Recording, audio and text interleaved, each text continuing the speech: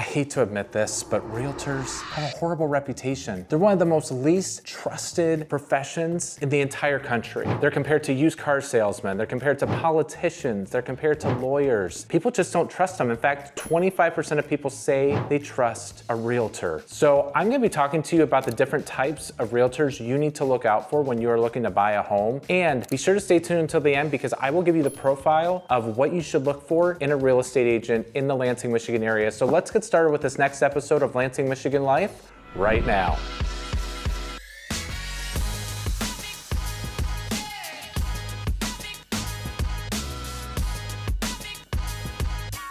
Hey everybody, Troy Seifert with the Capital Area Real Estate Specialists in the Greater Lansing, Michigan area.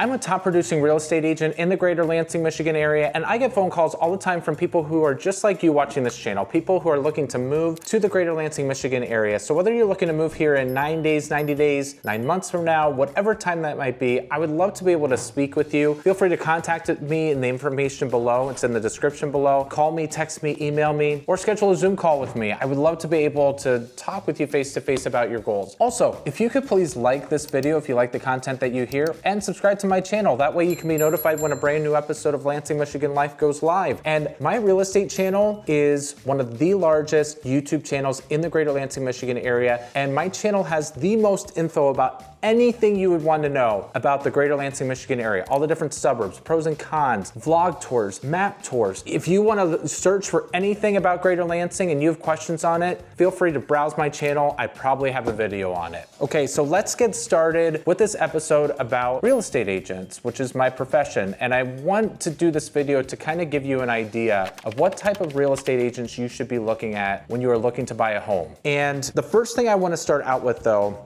is I want to explain to you a misconception that many people have with realtors. So the one thing that many people have to realize is that all realtors signed a document that they will abide by the fair housing laws in our area and in the nation. So all realtors have signed that they will abide by the fair housing laws. What does that mean for you? Well, when you are looking for a home in this area, a realtor should not be telling you, stay away from this neighborhood, or you know what? The schools here aren't that great, or this is the crime ratio here, so you should really stay away because it's a dangerous place. Now, I think many buyers would like their realtor to tell them that because we are the local experts, right? And I'm not trying to say that we're trying to hide anything. It's that we can't steer you away from neighborhoods in the Lansing area. It is a fair housing violation. There are some things we can tell you to do with your own research. We can tell you to check out crime maps. We can tell you to drive throughout the neighborhood to see how you feel, maybe even at night. We can tell you, hey, look on this website to see what the school ratings are. So I want to start off by saying that because I feel a lot of people feel like, hey, realtors should be able to tell me this and they'll be able to explain this to me. And why are they not saying this? All realtors signed something that stated that yes, they will abide by fair housing laws. Does every realtor abide by it? No, some people state too many things to their clients, but if they get reported, they could get in deep trouble and have some big major fines. So that's the reason why you might see agents get a little bit shy when it comes to people asking them about crime and safety and hey, is this a good neighborhood? And so I just wanted to start off with that, okay? Because I feel it's good for you to see that because when I'm talking about these different types of agents, I don't really have a class for this type of agent necessarily, but like I feel sometimes people with their stories are like, I remember this time that an agent didn't tell me this or that. So I just wanted to be able to start off with that so the misconceptions that you might have with maybe previous realtors you've been with, maybe you can brush that aside. These things I'm gonna be talking about, different types of agents, I'm gonna be kind of classifying them that you need to have caution when approaching them.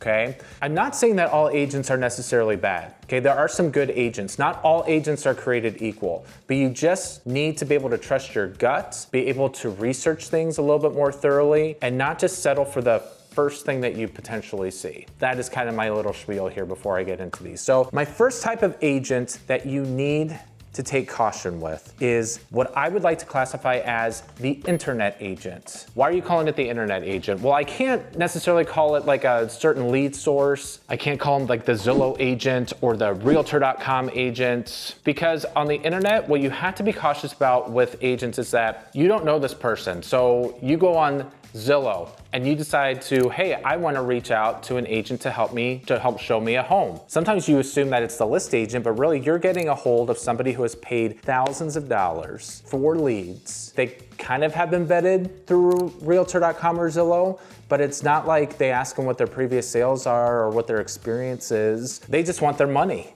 So the people that have the money and pay up are the people who get these leads. You don't know this person at all. You don't know if they're a trustworthy person.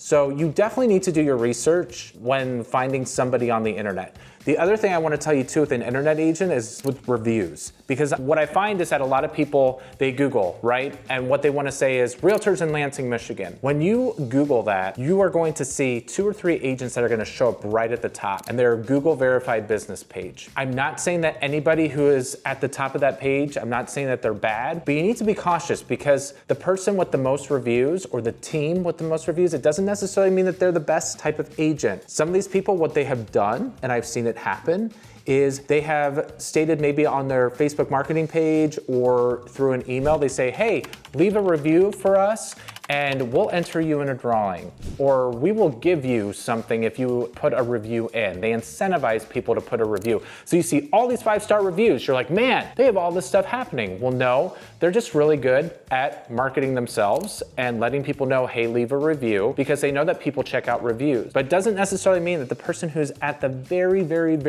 like the person who has the most reviews and the person who shows up at the very top is what I meant to say, the very top of your Google search is the person for you and that they are the most qualified. That person has the money to be able to spend for it so that they show up at the top. But those are just some things for you to keep in mind. It doesn't necessarily mean, hey, when you do the Google search, that this person is automatically the best agent for you. So do your due diligence, and I would say proceed with caution when trying to find that internet agent. If you can have somebody that you know is a personal referral, or somebody that maybe you've been following on a certain YouTube channel, I don't know, somebody who you know you can trust, maybe that's the person you should work with because you've seen their personality, you've seen their advice, you see how they advise people. So again, just some things for you to be able to consider. Okay, the number 2 type of agent you should take caution with, it's the part-time agent. If somebody tells you, I have a full-time job, but I do real estate on the side, I'm not knocking this, okay? But maybe they are so busy with their family and they've sold maybe a handful of houses during the year because they don't have the time because they're with their family. And again, I'm not saying that it's a bad thing. Maybe they're not the right agent for you because when you're part-time, it's going to slow you down. You need to try to get into homes. And also communication might be tough because you try to reach them and they take forever to get back with you because they're so busy with maybe their job or whatever else they have going on. The person could be the nicest person in the world, but if they're part-time, that's a huge disadvantage. The other thing too has to do with availability. They might not be available to show you a house. In my opinion, when you are looking for a house, that agent should be able to get you into that house at some point within 24 hours. If they're like, hey, I don't have time over the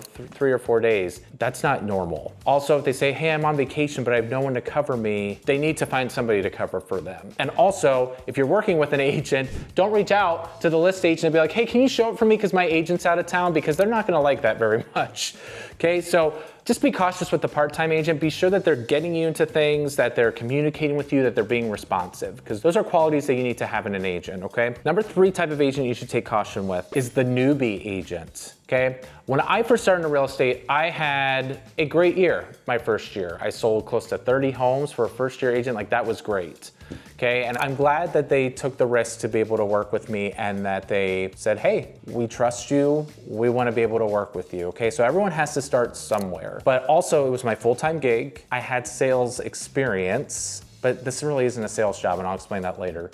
But I had experience. People just knew that they could trust me, and that goes a long way. The newbie agent, if they have not had a lot under their belt, they don't know all the rules. They might miss something. They might not know the right ways to go about an offer. I'm basically talking about the newbie agent that's like, this is their first transaction, like first 1 or 2 transactions. And that newbie agent might have purchased money to go on Zillow because they need some sort of business. Again, like some of this goes to the internet too, right? Doing your research. Zillow will show on the internet, if you search Zillow and under their profile, they will show you how many transactions this person has had. That's important to know. Just be cautious of the newbie agent, okay? Number 4 type of agent you should be cautious with. I like to call this the out of touch agent. The out of touch agent. What do you mean by that, Troy? So the out-of-touch agent, they are somebody that is focused on their business that's been 10 years ago. They want to be able to sit down with you at all times. When you're doing an offer, they want to sit down with you. They want you to hand sign everything. They want you to pick up the phone and talk to them. You could be somebody who's, who likes to text. You could be somebody who likes to have email. So there's somebody who's just kind of stuck in their way of business and they haven't changed and they haven't adapted to technology. I'm not saying that everyone has to do digital signatures, but time is of the essence in our industry. If you don't have an agent that knows all the technology that it needs to be used, then they're gonna slow you down. They're not gonna be able to get the offer fast enough for you. And even with communication, like not stereotyping to say that everyone who is old school has to be on the phone at all times, but really like that's more, that's being stuck in the past. Like people had to pick up the phone before. I'm not saying it's a bad thing. I like to talk on the phone with people too. I'm not scared of that. Some people just, all they like to do is text. You just, as an agent, you have to be in touch with what is currently happening. You have to know people's communication styles, what they like, what they appreciate. You gotta listen to them and you gotta move fast. So if you have an agent that's just been kind of slowing you down, okay, or they say like, oh yeah, I don't know much about technology, this phone, I don't know how to use it and how to get into this home, okay, proceed with caution with that one, okay, because there are some agents that are out there. Number 5 agent to proceed with caution for is the salesy agent. My perspective on being a realtor is that we are consultants. Okay, this isn't a sales job. We're not here to try to talk you into getting a house. We're not trying to have you walk in and then you're like, yeah, I don't really like this. And then we go, yeah, but you should look at this. Like there's some sellers that think that. A buyer's agent goes in there and they just try to sell you the house. And that's just not the way it goes. I highly respect consumers because they know what they want. They have an idea of what feels right to them. Every person's different. The house has to feel right to you. And there are just too many agents that are salesy, that they try to talk you into the house. They also, on the flip side, how I talked about the out-of-touch agent? They're the type who are like, oh yeah, just go ahead and sign here. It's like not a big deal. They want you to sign a contract immediately, especially like if it's the first time you've met this agent. You went on Zillow or realtor.com and you wanted to see a house and they're like, well, you gotta sign this 6-month contract immediately. I would take some pause with that just because you don't know how they're gonna be. You signed into, basically you signed up to work with this person for a good 5 or 6 months. If they're gonna be like that and be kind of pushy and salesy to you, I would take some caution with that. So number 6, after the salesy agent, is the listing agent. So I'm not saying that listing agents, they are trustworthy people, okay? But when you put yourself into a situation where you reach out to that listing agent directly, you have put that listing agent in a compromised position. Because now what they have to do is they have to be neutral in a transaction. And you as a buyer, you're gonna go in there and you're gonna wanna find out info. And then the agent's gonna go, I'm not able to tell you this. Some agents can be blabbermouths and you gotta watch out if they blab everything to you. You can't trust them, okay? So if a listing agent is telling you all this personal stuff and oh yeah, they're motivated, they're the listing agent, don't trust them, 100%. I list tons of homes, I never do that. I never do that. Also, if they're being kind of shy, it's not their fault because they can't tell you things. Like when you go to the listing agent, a lot of people have this misconception that when I go to the listing agent, I'm gonna save money. Well, guess what? The listing agent has a contract with their seller that if they bring their own buyer, that seller's still gonna have to pay a commission to them. So you're really not going to save that much money if you go about it that way. But also if you have representation, and this is me being pro agent, but I've just seen it happen so many times when there are 2 different people on opposite sides of the transaction. For both parties, it helps them out tremendously because then you don't have the mind games of, hey, is the listing agent telling them my stuff? Hey, can I trust them? You have that negotiating. The listing agent can't tell you anything. They can't advise you on your inspections. There's just some things that a buyer's agent would be able to do for you, and you need to find value in that. Even if you're a lawyer, if you have sold 5 or 6 or 7 homes and you feel like you know how the home buying process goes, you might not know the area, and you need to have an agent that's going to be able to work in your best interest. So that's my spiel there. So be cautious with going with the listing agent. Number 7, I like to call this the win at all costs agent. The win at all costs. They are the competitive agent. They want to win deals. They go in there and their first line to you is, hey, so do you really want this house? Well, I can help you get it. Here's how you do it, okay? And they don't even give you an option. They're like, well, if you want to get this house, this is what everybody's doing. And they don't give you an option. They just tell you, this is what you've got to do. And then they build up emotion in you to where you're like, oh, well, we've got to win. We got to win. And you have the spirit of like wanting to win. And then by the time that, like, let's say you win that deal, then you end up having buyer's remorse because you're like, well, maybe I spent too much. If the agent tells you, hey,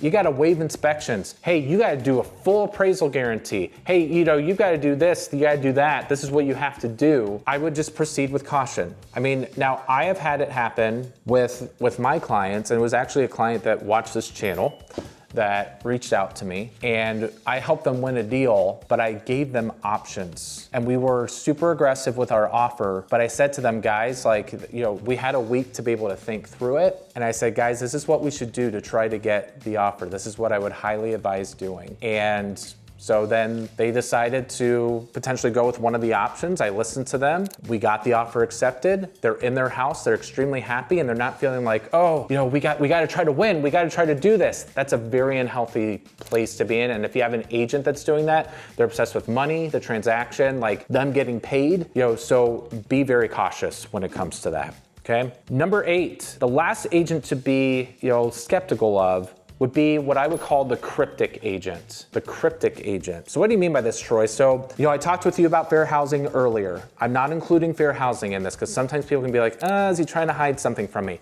Same thing with a listing agent. If you're going in as a buyer, there's things as a listing agent I cannot tell you as a seller. And that's a disadvantage to you as a buyer. And people have an assumption that, hey, this listing agent's gonna do 2 jobs. No.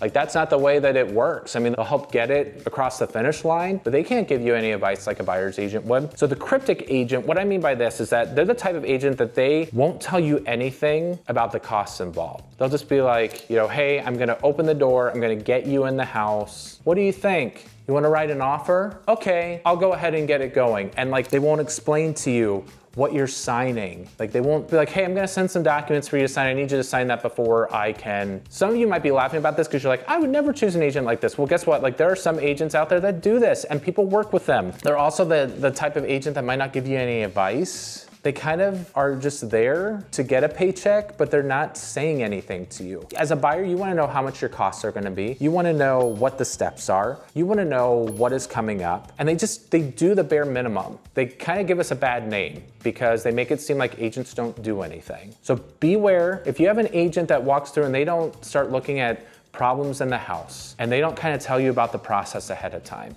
Okay, be very careful if they're not very specific with things, because there are details you need to know as a buyer. So I gave you all these different types of agents to be cautious of. So how would I describe like an honest agent? That's what I would like to say. Like, you want to go with an honest agent, someone who's trustworthy, especially when I said earlier, realtors can't be trusted. In many surveys, people just don't trust them. So how can I find a good agent? Well, the honest agent, what they're gonna do is they're gonna give you options. I think that's a key thing. That honest agent is gonna give you options. They're not going to pigeonhole you into one person or one contractor. What they will do is they will give you options. When you ask for, hey, I don't have a loan officer, they're not gonna give you just one loan officer. They're gonna give you 2 or 3 so that you can choose, okay?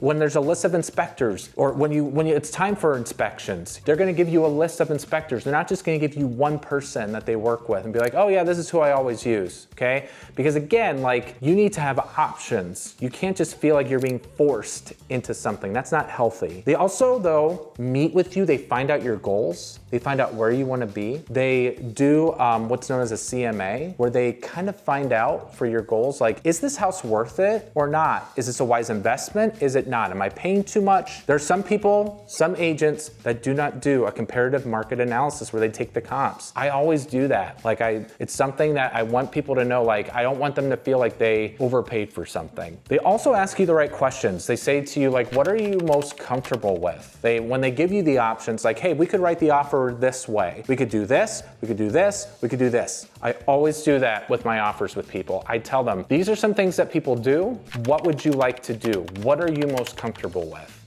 I think that is key. It's not my house, you're the person buying it. They also give you resources to look for crime rate, to look for the ratings for the schools. They they source things out. And a lot of it for me as a realtor, the reason why I do that is I don't want liability coming back on me. I don't want you to be like, well, you told me this and you said this, and now I can't trust you, okay? I kind of put it on the client to be like, hey, you've got to do some of the research yourself because you're the person buying this. This isn't my house. I would hope people would appreciate that because you can't have one person be absolutely perfect in a job at all times. So I always find it that I need to delegate things as many people as I can if I'm not an expert into something. And that's what an honest agent should do too. You know, the other thing too is they explain the process. They tell you the things you need to know. An honest agent, they'll do a buyer's consultation, which my consultations with people who, you know, live out of the area is I want to speak with them face-to-face on Zoom. I do that. And it's an easy way for us to get to know each other, find out what you want, what you desire. Again, that's what I typically do. That's what honest agents should do. They should meet with you, find out what you want, have a game plan, tell you, you're like, hey, maybe this is what we should do. Also, people that have experience. Like another thing with an honest agent, if you have like several deals happening, like a few, 3 or 4, you're not gonna freak out when there's a bad inspection and, oh no, I'm not gonna get paid on this. Like my emotions stay pretty even. I'm like, you know what? This isn't the house for you, it's okay. Like I'm not gonna let it affect the advice that I give you. And that's what an honest agent should do. I appreciate you watching this channel and just hearing about the different types of agents you should look into possibly pursuing if you don't have an agent already. And if you're looking potentially buy in the greater Lansing, Michigan area, all my contact information is in the description below. Call me, text me, email me, schedule a Zoom, whatever you prefer, your preferred method of contact, I will abide by it. And also, if you liked the content, again, please like this video and subscribe to my channel. Again, I appreciate you watching this, and until next time, make it a great day. Take care.